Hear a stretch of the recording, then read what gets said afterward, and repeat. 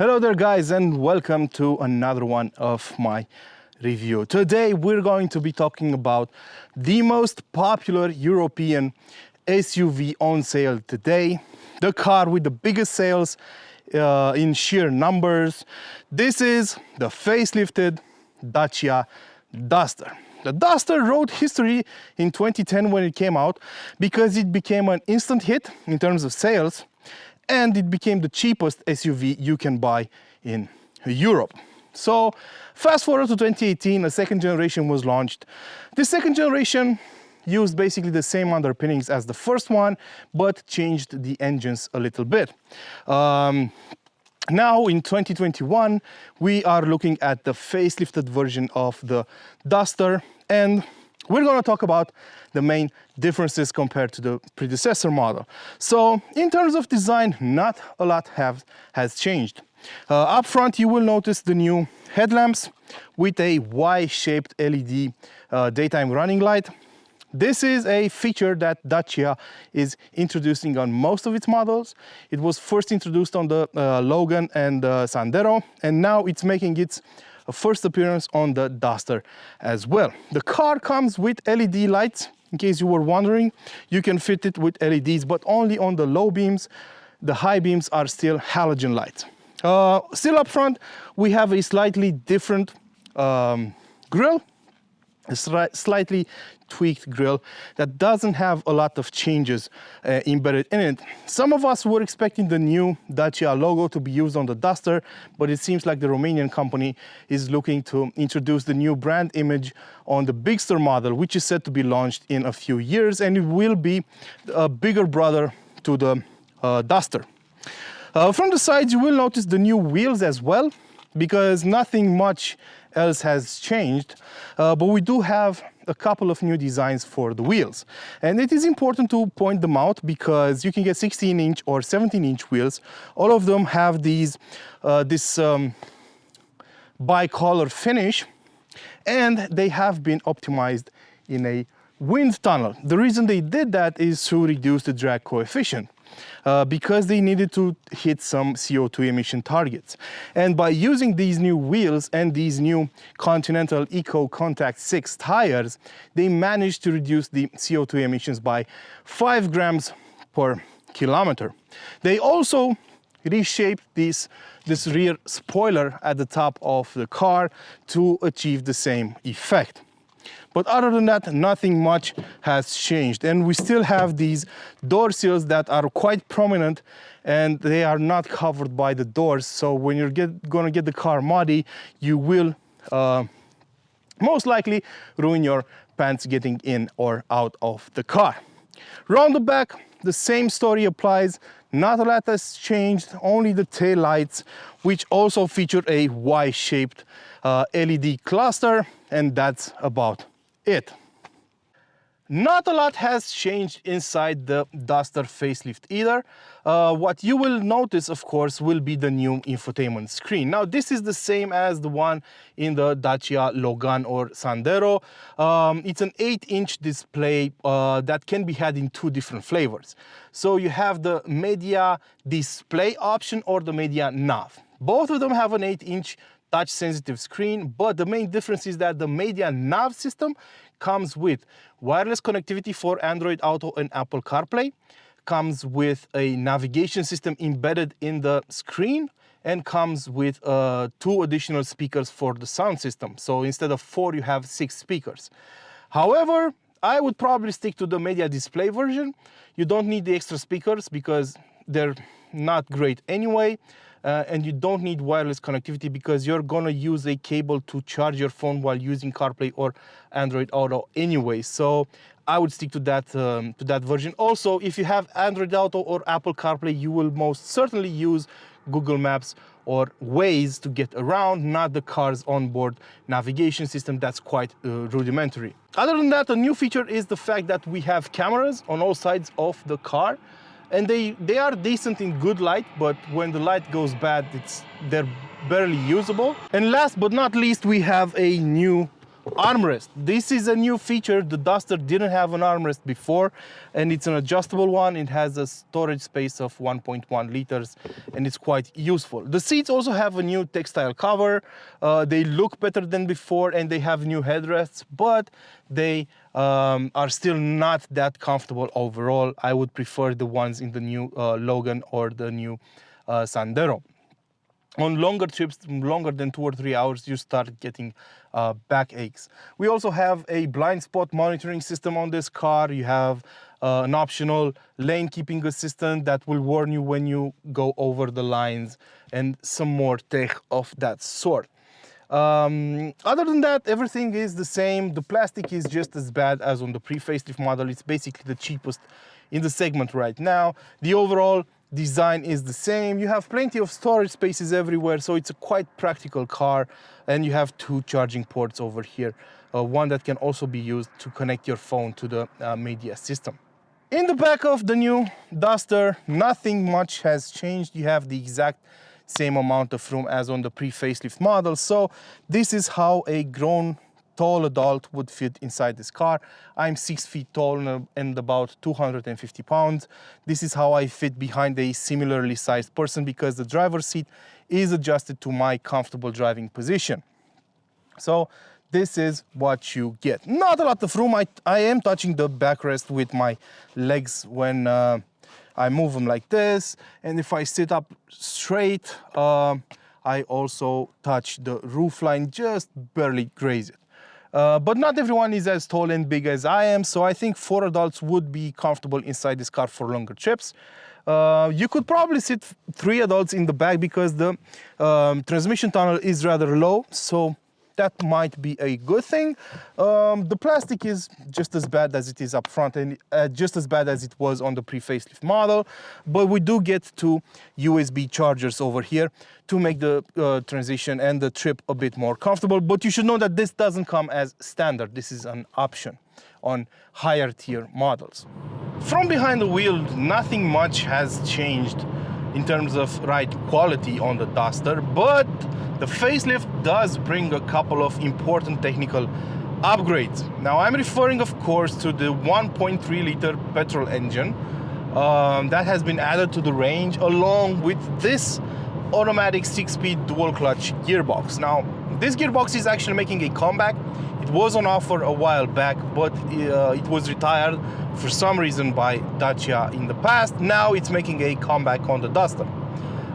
This is a gearbox that many Renault fans might know. It's a 6-speed dual clutch EDC gearbox that does its job brilliantly, actually. It's very, very good, especially in this price tag. It's not as refined as an 8-speed ZF gearbox, but it is doing its job rather well. Not long ago, I drove the new Jeep Compass, and it also has a 6-speed dual clutch gearbox, and it's nowhere near as good as this one. As for the engine, lots of praise in this department as well.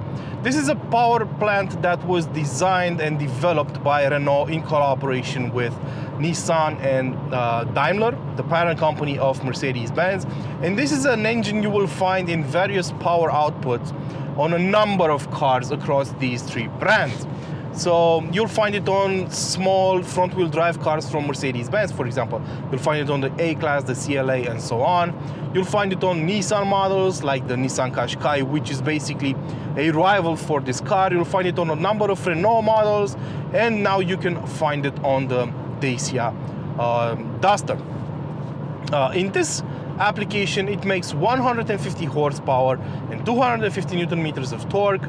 And it is available both with front-wheel drive and all-wheel drive. The main caveat, though, is that you cannot get this engine and this automatic gearbox with all-wheel drive. The reason behind that is very simple. The hardware wouldn't allow it, because this gearbox was never designed to be used on all-wheel drive models. So you can't really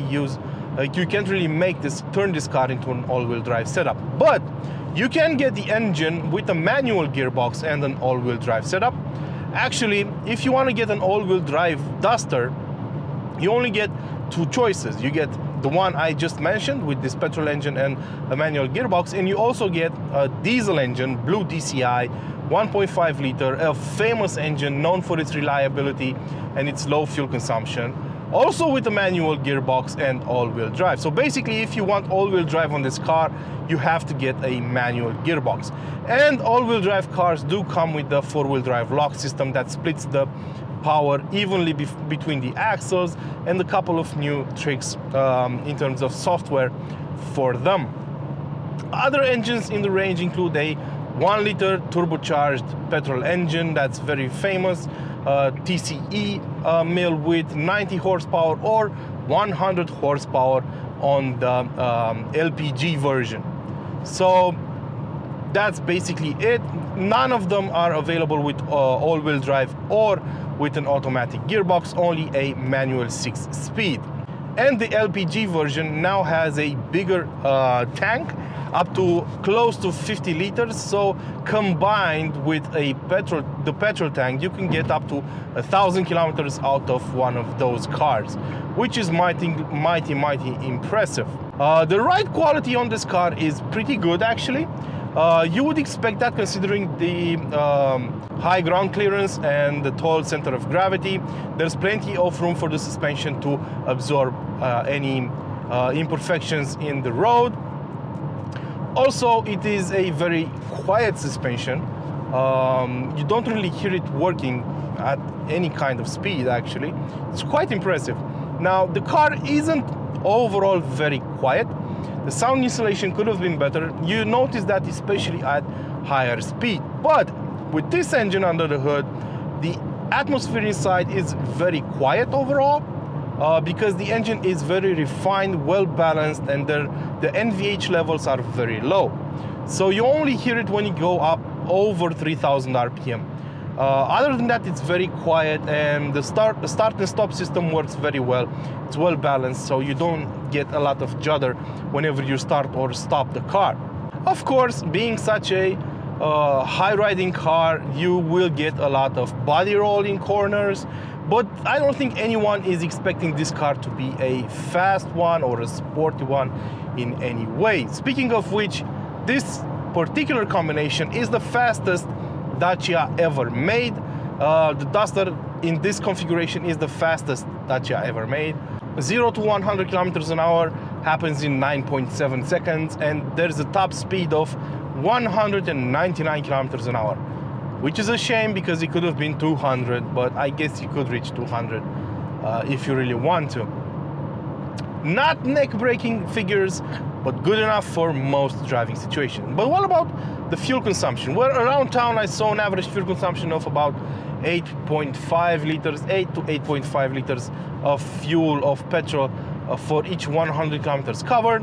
Outside the city limits, on the highway, the average was 7.5 liters per 100 kilometers covered. So I would say this is not a thirsty engine at all. And the car accelerates rather fast up to highway speeds, up to 130 kilometers an hour.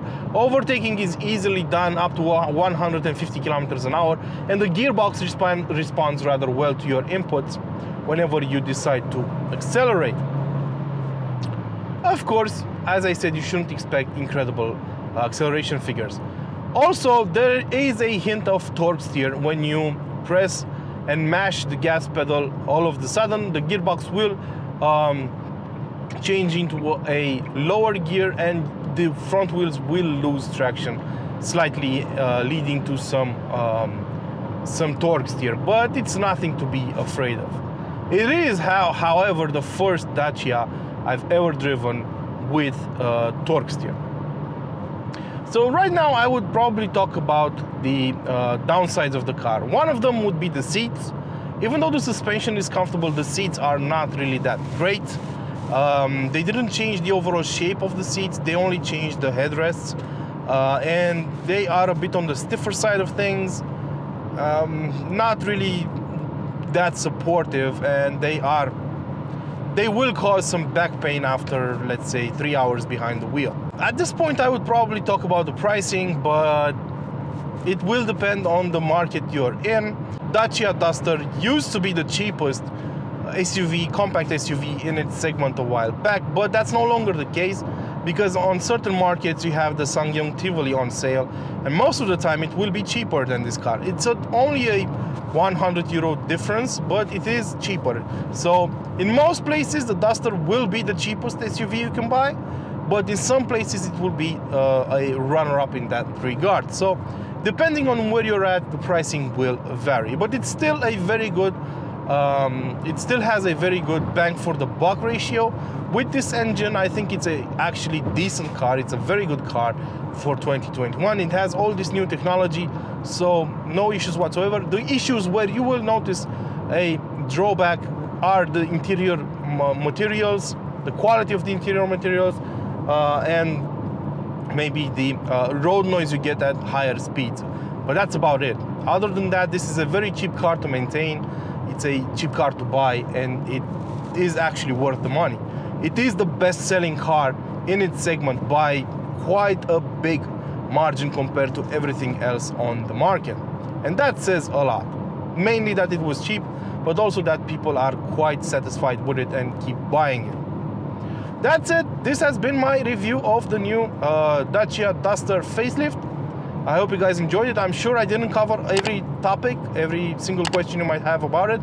So feel free to ask me anything about the car in the comment section below.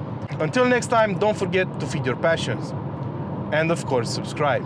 Ciao.